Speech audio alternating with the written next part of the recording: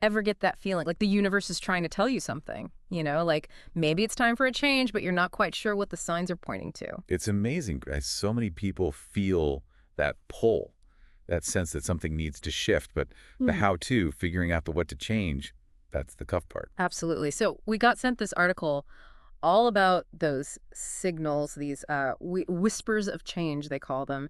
And today we're really going to dig in. Sounds like fun. It is. It is. So, first thing this article dives into is that feeling of your what they call inner fire fading.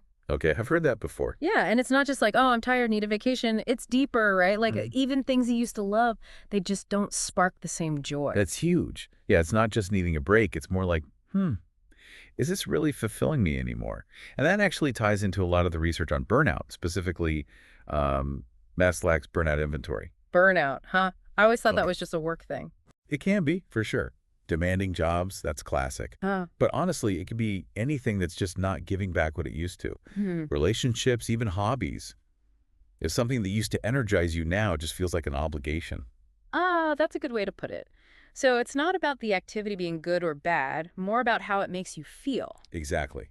And if something's consistently draining your battery, leaving you feeling empty, that's a sign to really pay attention to. Maybe even rethink that commitment, set some boundaries. Makes sense. But hold on, isn't it a bit of a jump to go from feeling burnt out to the universe is sending me a message? What if it's just, well, life? You're right, we don't want to get all mystical and jump to conclusions. But if we play with the idea a bit, what if those feelings are actually a nudge? Like a nudge to realign with, well, with yourself, your values, what really matters. Okay, I can see that. So, what's next on this signs list? What else should we be looking out for? Well, the article talks about closed doors, which I know can be tough. Yeah, no one likes rejection, but they're saying if things just aren't working out, maybe it's not failure, more like redirection. Exactly. It's like imagine the universe gently nudging you toward a path that's a better fit, even if you can't see it yet. Hmm. Okay, but how do you know it's not just bad luck? What if it really is just random chance? Well, here's where things get interesting. Because if we switch gears, right, and instead of failure, we look for the lessons in those closed doors, it often turns out they lead to something unexpected, sometimes even better. Actually, that reminds me of, well, I really wanted this one job and didn't get it, was crushed. But a few months later, I got this podcasting gig, which I never would have found otherwise. See? Perfect example. That closed door led you to, well, to us having this conversation right now. It's rarely the end of the story, just a new chapter. New chapters. Speaking of which, this article gets into some pretty interesting stuff, what they call body whispers. Now, got to be careful here. We're not saying ditch your doctor or anything, but you know how there's that mind-body connection? There's actual science backing that up more and more. Right, so we're not saying a headache means you're in the wrong career. Not quite. But maybe it's worth exploring if that headache pops up in certain situations. Like, say, it always hits when you're dealing with a particular client or type of task. Could be your body saying, hey, something's off here. Interesting. Like it's trying to communicate, but we got to learn its language, those subtle cues. Exactly. Which brings us to another sign that often flies under the radar, the shifts in our relationships. Oh, yeah, the article talked about that. People coming and going at specific times and how that can be like a signpost. And they were clear it's not about judging those people, but more noticing how those relationships impact us. Right on. Are they helping you grow or holding you back? Bringing out your best or keeping you stuck? Sometimes the people we need in one chapter, well, they're not the right fit for the next. I've totally been there. Had this friend who, well, looking back, not the best influence. Took me a while to realize it. And funny enough, our friendship just kind of faded right when I was making big positive changes. It's those shifts that often highlight the changing roles people play. No blame, no judgment, just recognizing that ebb and flow. Makes sense. Okay, all of this has been super insightful, but I'm really curious about this next sign they talk about. It's one of those things that always gets me wondering. Let me guess, you're going to talk about synchronicity, aren't you? You know it. It's like, as this article puts it, when events just line up in a way that feels like a message, just for you. Ah, yes. The classic, overhear a conversation at the coffee shop that perfectly addresses the problem you've been wrestling with scenario. Or finding the exact book you needed at a used bookstore. Or running into someone you were just thinking about. Ever had that happen to you? Of course. I think we all have those, wait, what are the chances? Moments, right? Where you can't help but wonder if there's some force out there orchestrating these coincidences. It's like those movie moments, Heroes at a crossroads. Suddenly, some wise old sage appears out of nowhere with cryptic but helpful advice. Feels almost magical. Well, while we don't want to overinterpret every little coincidence, I do think there's something to the fact that our brains seek patterns. Yeah. There's a reason these synchronicities grab our attention, even if we can't always explain them rationally. Absolutely. And speaking of grabbing attention, we want to hear from you, dear listener.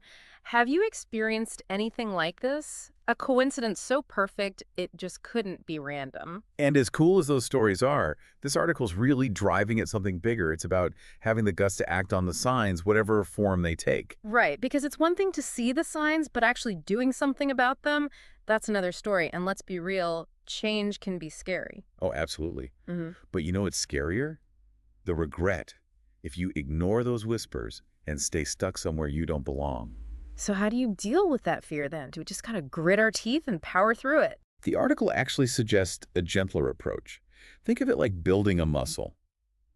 You wouldn't start weightlifting by trying to bench press your max weight on day one. Makes sense. I'd probably hurt myself. Right. You'd start small, gradually work your way up. Same with courage. Start with little challenges, things that push you just outside that comfort zone. Okay, that feels way less intimidating. So instead of quit my job and travel the world, it's more like update my resume or research destinations. Exactly. Baby steps. They feel more doable, less overwhelming. And each one builds momentum, builds that confidence muscle. Love that. It's like that saying, a journey of 1,000 miles begins with a single step. Perfectly put. And while you're taking those steps, the article reminds us to stay flexible. Life rarely goes exactly as planned, so be open to detours, adjustments. That's so true. Life loves to throw curveballs, and sometimes those unexpected twists lead to the best adventures. Couldn't agree more. And last but not least, the article really stresses finding support. Friends, family, a therapist, even a like-minded community. Having people to cheer you on, guide you through the rough patches, that can make all the difference. 100%. We don't have to do this alone, and in fact, leaning on each other can make the journey that much more enjoyable, Yeah. right? More meaningful. Absolutely. It's about recognizing we're all in this together. We can learn so much from each other's experiences. And on that note, wow, we've covered a lot today. From those subtle whispers of change to taking those first brave steps toward a life that feels, well, more aligned, more fulfilling. It's been quite a journey. And while there's no single right answer, I think what we've learned today is that, yeah, the universe might be sending these whispers, but it's up to us to listen and then act. And those actions don't have to be these huge life-altering leaps, right? Even those small steps, those intentional choices, they can create incredible change. It's all about taking that first step and then the next and trusting that, well, trusting that you're on the right path. So well said. You know, as we wrap up this part of our deep dive, it makes me wonder if those little adjustments can have such a big impact. What happens when we consistently choose courage over comfort? When we embrace those whispers guiding us toward, well, toward our best selves? It's something to think about as you continue on your journey, dear listener. It is. And we can't wait to continue this exploration with you in the next part of our deep dive. So until then, stay curious, keep listening to those whispers, and most importantly, keep taking those brave steps forward. So you're saying there's more to unpack in this article. What other signs should we be looking out for? Well, it talks about this feeling of, being stuck in a rut, which I feel like is something a lot of people have experienced at some point, right? It's like that feeling of just going through the motions, not really feeling inspired, even if things on the surface seem okay. Yeah, the classic rut. It does feel kind of universal, doesn't it? Like everyone goes through it at some point. But this article, it puts an interesting spin on it. They're not just talking about boredom. They're saying it could be a sign that we're, well, not living in alignment with our true selves. That actually really resonates with me because it's not just about needing a vacation or a new hobby or something. It's deeper. It's like this nagging feeling that I'm capable of more, but something's holding me back. I've definitely felt that way too. It's like you're playing a role that doesn't quite fit anymore. And you know what's interesting? The article says this feeling of being stuck often comes with another sign, a heightened sense of intuition or gut feelings. Oh, I love that. That sense of just knowing something, even if you can't explain why, like that gut feeling that tells you to go for it or walk away. Right. It's that inner voice, that little whisper that says, turn left here, or don't trust that person, or even this opportunity is for you. And sometimes it's the opposite, right? Like a strong feeling of avoiding something that looks good on paper. I had that happen with a job offer once. Logically, it was perfect, but my gut just screamed, no! Yeah. And thank goodness I listened, because it would have been a terrible fit. It's funny how that works, right? Yeah, this whole intuition thing actually ties into some cool research by Daniel Kahneman on how we think. He calls it System 1 and System 2 thinking. Okay, I'm intrigued. Break it down for me. So System 1, that's a fast, intuitive, almost subconscious part of our brain. System 2 is the slower, more analytical side, like when you're weighing pros and cons. So our intuition is like system one, those quick gut feelings that seemingly come out of nowhere. Exactly. And what this article is saying is, hey, we should be paying more attention to those intuitive whispers, even if they don't always make sense on a logical level. Okay, but how do you know if you're actually tuning into your intuition? Or if it's just fear or biases messing with you? It all seems a little fuzzy. That is the million-dollar question. And the article doesn't really give a hard and fast answer, but they do suggest that paying attention to our dreams can be helpful. Dreams. I've always found them so fascinating. They're so weird and symbolic. But sometimes it really does feel like they're trying to tell us something, doesn't it? Totally. It's like our subconscious mind trying to communicate through these crazy stories and metaphors. So, like, if you keep having dreams about being trapped or lost or missing out on something. Could be a sign that something in your waking life needs to change, Hmm. like a little wake-up call from your subconscious. I'm definitely going to start paying closer attention to my dreams from now on. Never thought of it like that before. But wait, doesn't the article also talk about unexpected encounters as a sign? You got it. They bring up those serendipitous moments, running into an old friend who inspires you, meeting a stranger who gives you a piece of advice that just clicks, or even just stumbling upon a book or article that feels like it was written for you. I have to admit, sometimes it really does feel like those chance encounters happen at just the right time. Like, is it really just a coincidence or something more? It's like the universe is playing matchmaker, right? Orchestrating these little nudges to point us in the right direction. Okay, so we've got feeling stuck, heightened intuition, dreams, unexpected encounters. What else is on this list of signs? The article also talks about noticing a sudden interest in personal growth or spirituality, like finding yourself drawn to meditation or yoga or self-help books, that kind of thing. It's like that inner spark gets reignited. You're searching for something more. Exactly. And you know what? This actually connects to one of the final signs they mention, feeling a sense of excitement or anticipation about the future. Oh, I love that. It's like that feeling of possibility. Even if you're not sure exactly what the future holds, you can just feel that energy of change brewing. Yeah, like knowing something amazing is about to happen, even if you can't quite see it yet. And the article suggests that this feeling of anticipation can actually be a sign that you're on the right track, even if things haven't fully clicked into place. So even with uncertainty, if you're feeling excited and hopeful, that's a good sign. That's what they seem to be saying. Maybe it's a reminder to trust the process, even when things are a bit messy or confusing.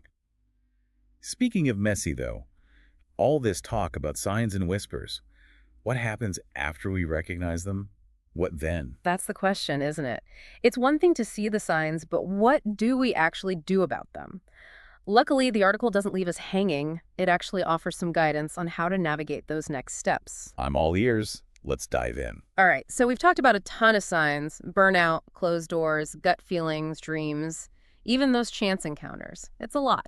But the big question is, what do we do with all this? How do we actually move forward once we start noticing these whispers of change? Well, the good news is this article isn't about some rigid formula, like do these 5 steps and your life will be perfect. Yeah. It's more about giving you the tools to figure out what works for you. Okay, that makes sense. So no magic life hack kind of thing. Nope.